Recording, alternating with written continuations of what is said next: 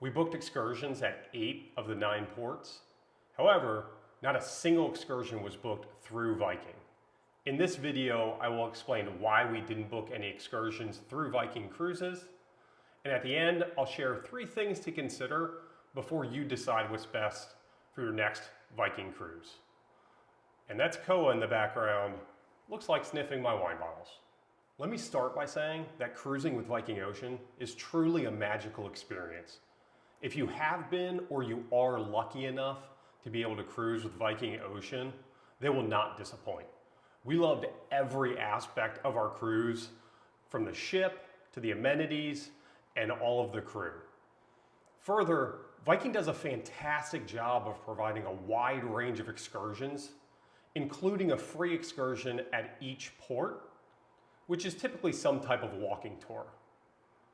So then why did we decide to skip all of the Viking excursions? Well, it really came down to 2 reasons.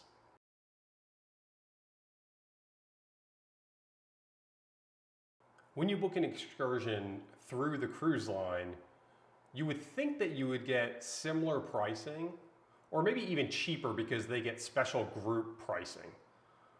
That wasn't our experience with Viking Ocean cruising. In looking at the excursions we were provided with, then doing a quick Google search for that same excursion, we found that the price for booking directly with the tour operator providing the excursion was significantly cheaper, like hundreds of dollars cheaper. So let me give you a couple of examples. One of the tours provided in Geiranger, Norway, was a rib boat. Fantastic experience where we were on a rib boat, really getting on the water and getting a chance to see the fjord from a different perspective than you would from land. It was amazing. Through Viking Cruises, it was $199 per person for this rib excursion. However, through a quick search, we found the same exact tour operator, and in booking direct, we were able to book for only $60 per person. So that saved us $140 per person by booking directly.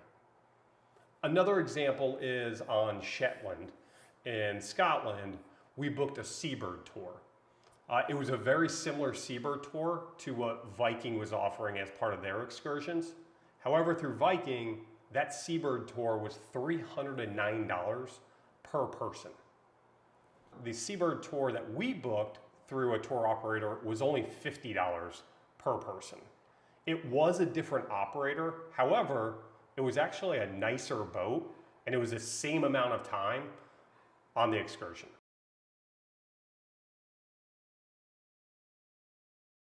The second reason we didn't book any of Viking's excursions, at least through Viking, was the experience. Viking is considered a luxury cruise experience, and it truly is. The rooms, the ship, the amenities, it's all top notch. So why would I want to book a luxury cruise, then have to get on a bus or wait at a dock while they gather the other 50 people from the cruise that also booked that same excursion? You typically only have a maximum of 9 hours at port, and I don't want to spend 2 hours or even an hour of that time waiting for everyone in the group to get on the bus or to gather at the dock. We wanted a more intimate experience that was also customized to what we love to do and what we wanted to see. For these 2 reasons, we decided to book our excursions directly with tour operators and to eliminate the middleman, which was Viking in this case. However, although that was the best decision for us, that may not be the best decision for you. So here's 3 things to consider and to ask yourself before booking any excursions through Viking.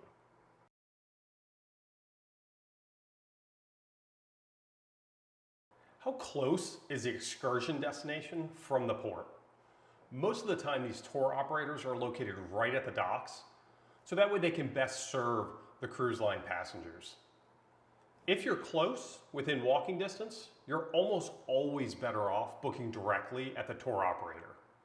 However, if there's a drive to get to the excursion point from port, are Ubers or taxis readily available? If not, You may be best booking through Viking Cruises because they'll include your transportation, which will be a bus, but they'll include your transportation, and it's one thing less to worry about.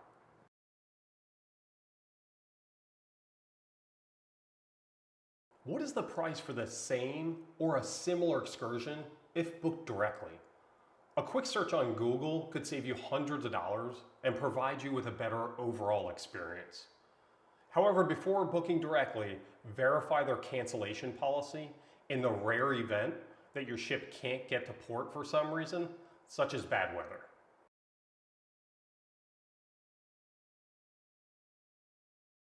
Is there a private tour that would be better?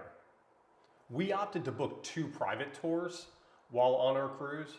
One was in the Lofoten Islands in Norway.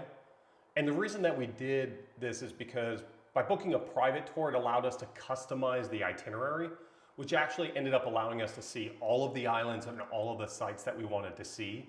Whereas with Viking's Excursions, we would have only been able to see a portion of Lofoten. The second private tour we opted for was in the Orkney Islands, Scotland, and it may have been the best decision we made because it turned out to be the best day that we had on the entire trip. And the reason being is we got to see all of Orkney's rich history and Neolithic with their Neolithic sites, but then also really enjoy their landscape with the beautiful beaches, the cliffs, the sea cliffs that they have, and their beautiful farmland, while really getting shown around by a local that had deep knowledge of their history and everything we were driving by. It was truly the best day from our trip. If you have more questions about Viking Ocean cruising, please comment below and I'll be happy to answer those questions in a future video.